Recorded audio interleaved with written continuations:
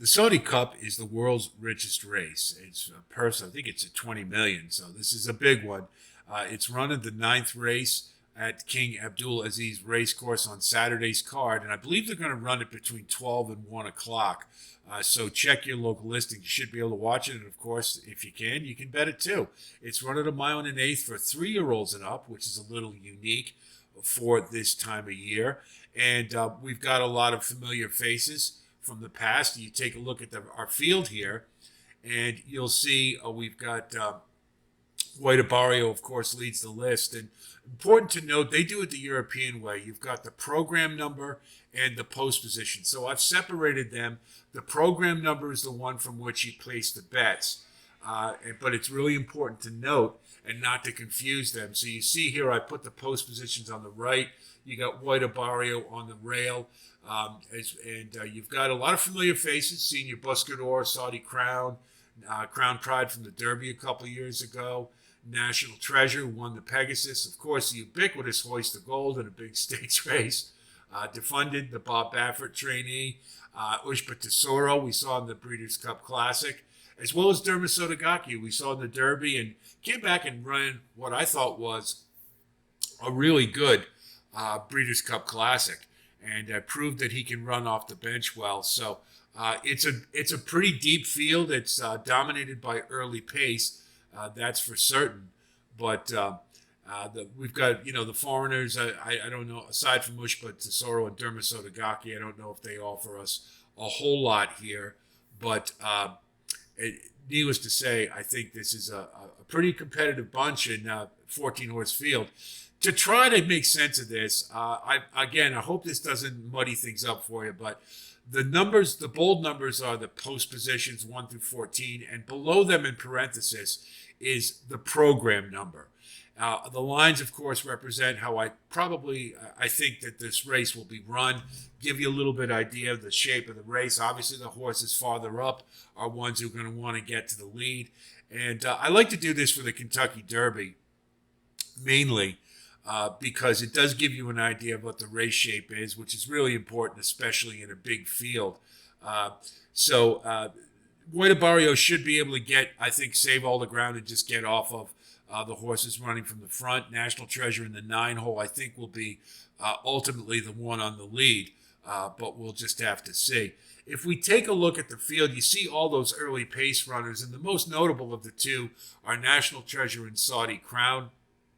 I think class is the determining factor in this race. It has to be, and you'd have to give the Americans the edge for that reason. National Treasure showed me a lot in the Pegasus as far as staying power goes, and I think that's really important here. He had a pretty quick pace to deal with Hoist of Gold, and he was able to outlast him. I think he showed that he's matured, and he can withstand any type of pace duel, and that's what I really like about him. At 8-1, I think you're getting excellent value. Saudi Crown, I'm not as confident can stay around. The Breeders' Cup Classic, he wasn't able to. And while I think he's certainly a good horse and he ran a nice race last time, but remember, he did that on the lead all by himself without a lot of contest. He's going to have plenty of challenges here, and I have a feeling that's going to eat him up a bit. I don't think he's as far along at 4 as National Treasure is, so you can use him. I think certainly if the pace they get skittish and it is slowed down, he's one that can likely stick around, but I think under is the limit here. As far as the rest of them goes, Isolate is a sprinter. I think they're just taking a shot with him here because he's running well. Carmel Road was a cut below in the Derby Trail last year, and I don't see any reason why, even at 4, that he would be improved to the point where he could compete here, especially when you consider he's coming from the 14-hole. Scotland Yard, I don't think is good enough for a lot of the same reasons. Crown Hoist of Gold just doesn't want 2 turns. That's the bottom line. So a lot of these do want to get to the lead, but I think National Treasure and Saudi Crown is clearly the best of the two of the group. Crown Pride of the pace pressers. He hasn't really, but he's running usually at longer. His last race, he did have some trouble when Lemon Pop wired the field. The race prior to that, he won by 10 lengths in the Grade 3 in Japan, but you do have to question the quality of the field. I could see him sucking up for bottom of the try of the Super at 20-1. That's decent value. Wouldn't talk you out of using him, but I'm going to pass on him as a win candidate. Defunded is enigmatic, as we know, but he has proven in the big races that he can bring it and he can compete. I think he's going to be able to follow National Treasure right to where he wants to be, and then he'll be in good position behind the pace setters late. So I think it's likely that he'll factor in at 12-1. You get him an excellent value. White Abarrio is the horse to beat without a doubt, particularly on the rail. He's proven me wrong in the Whitney and the Breeders' Cup Classic, and I did change my mind in the Classic, by the way, I have to admit. He's the horse to beat here. He's proven he can run off long layoffs. Dick Dutrow has obviously found the sweet spot with him. So all systems go. He's definitely the horse to beat. If we get him at 3-1 or anything close to that, we should be very happy. Dermisotagaki ran a really nice Derby. I thought it was underrated, and he validated it with a nice Breeders' Cup Classic. He's proven he can run off long layoffs. At 4 years old, I have every reason to believe he's going to be better, and I think he offers a horse potentially, given his post position, if the pace is quick. He should get the jump on some of the later runners. The 13 hole is problematic, but I think he's one coming in this race in good form, and I expect he'll be competitive, and he has a chance to upset the apple cart. From the late runners, Senior Buscador was good race, bad race, and he ran a huge race in the Pegasus. I don't expect him to come back and do that again, even though he is going to have a favorable scenario. Want to put him on the bottom of the try of the Super, wouldn't blame you, but I don't think he's in the shape necessary to win this race. Which leaves us with Ushpa Tesoro, who hung in the Breeders' Cup Classic, maybe wasn't quite as good as we thought. I was pretty high on him, but he is a late runner. He does have nice acceleration.